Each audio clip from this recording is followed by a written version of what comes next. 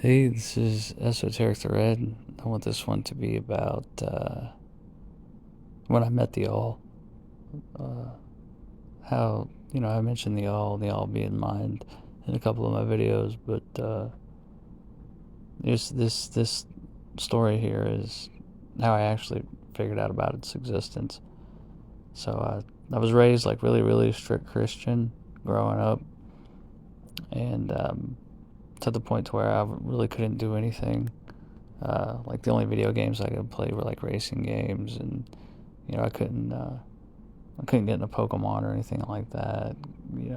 They just thought that pretty much everything was evil, and that kind of drove me away from Christianity until well, it drove me away from Christianity, and I became like really, really like atheist.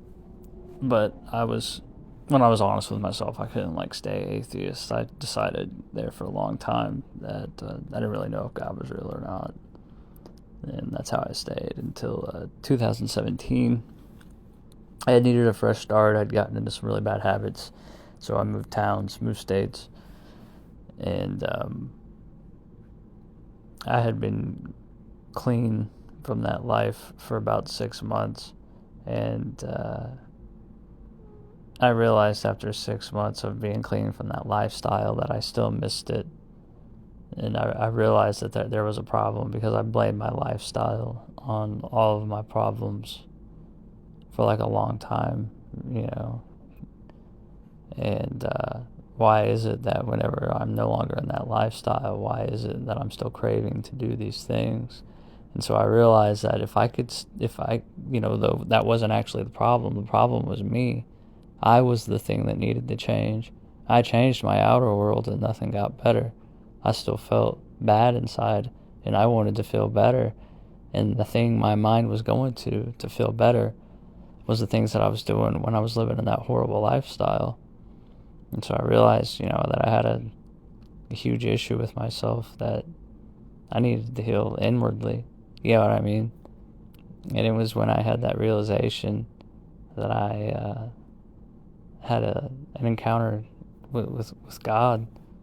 Uh, Basically, I had that realization. I got feeling really, really depressed and really alone. And I remember I tried to cheer myself up. I was going to uh, grab a picture off my friend's Facebook. I would never do this today, by the way. I don't even have Facebook anymore. But I wanted to take his picture off Facebook and put it on the internet and ask people to roast him so I could laugh at their responses. I just said it was me, you know what I mean? But really, I wanted to make fun of somebody, and I realized in that moment, what an asshole that I was, and it was crazy because it was like, wow, I'm an asshole, and I crave this horrible lifestyle, and I've been away from this lifestyle for for 6 months, and yet here I am still feeling depressed, still an asshole, and I started to feel like really, really, really like bad about myself and down on myself. And I remember thinking, that I wish I couldn't be alone, that I wish I could believe in God, but the idea of God just didn't make sense to me. Nothing I learned in my childhood made sense to me as far as conceptualization of God. But it was in that moment that I heard a voice in my mind tell me to bow. And at the time, I was sitting in my truck and I couldn't bow. But this voice kept growing and it got stronger and stronger and stronger. It was just going bow, bow, bow, bow. And I could, even though I was sitting in the driver's seat, like I could feel my legs trembling. And they split. Like my left knee hit the door and my right knee hit the center console. No, it's not a bow, but I do realize it's definitely a position of, it's definitely being put into a vulnerable position, which I think is, probably what a bow is supposed to do. You put your head in a position where it can be harmed.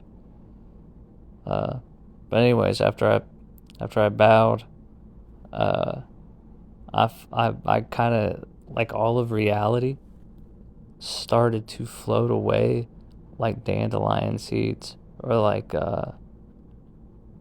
if you've ever seen the Avengers movies, like when Thanos does the snap, it was like reality itself, and I mean everything. I mean my body, the truck I'm sitting in, the field in front of me, it's all drifting away. And that's when I saw what was behind it all. And it was this sphere that was sourcing my consciousness. And it wasn't just sourcing my consciousness, it was sourcing an ocean of it.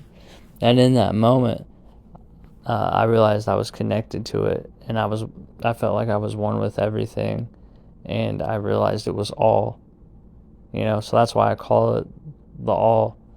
And I realized that my mind was connected to it, and that's what I mean when I say that we live in the mind of the all. Like, you can't perceive it because our reality is over the top of it. It's like, think of reality as like the veil, and underneath the veil is the all. So God's always there, always there.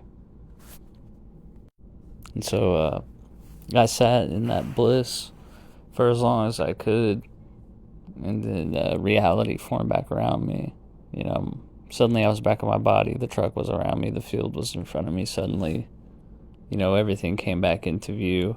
Only, it was almost like I had been reborn. Like, I had a completely different view of God.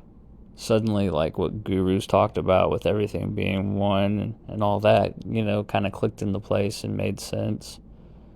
I realized that we truly were loved. I mean, in this sphere that was sourcing reality, it was sourcing such rich, just energetic bliss.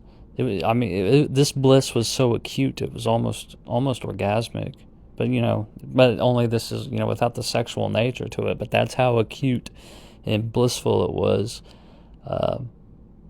to be within and experience the all, without the veil. And so, when reality came back around me, it completely changed my life, totally. Before then, I had no concept of the all, or a monad, or the energetic interconnectedness of Brahman, or Tawhid. I found those concepts after this encounter with the all. And the all is what I was calling it after that experience, because that's just, that's what it felt like to me. It felt like it was literally all. And so when I say all beings live within God, that's what I mean. We all exist. It might feel like we're in this reality, but we actually all exist within the mind of God. Since that experience, I actually have had what I would call Christian mystical experiences. I think there's a lot to talk about with Christian mysticism, Christian Gnosticism, and looking at some of the miracles that the Catholics attest to.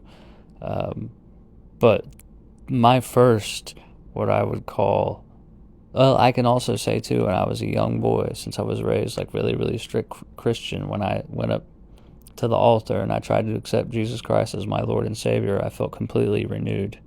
I felt like a completely rejuvenated person. And then I never had any other experiences with God for the rest of my child, teen, and early adult life. And that's why I had, another one of the reasons that I had become an atheist.